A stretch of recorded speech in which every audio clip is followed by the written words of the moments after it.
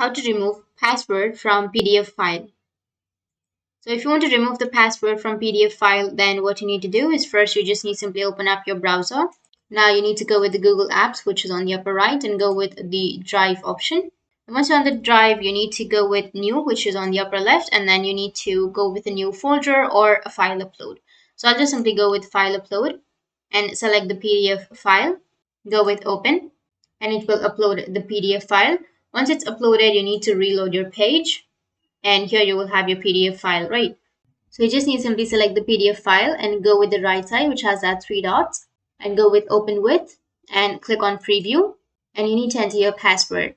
Now you need to go with the print option, which is on the upper right. Once you click on print, it will again ask you for the password, so you need to simply enter your password.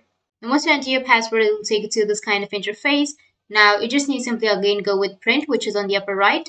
And here you need to go with the destination, and under destination you need to go with save as PDF, and just click on save, and then select the location. Just rename it as PDF, and then go with save as file type as PDF, and then go with save. And once you've saved this PDF, now you can simply go and open the PDF as many times as you like, and it won't require any password.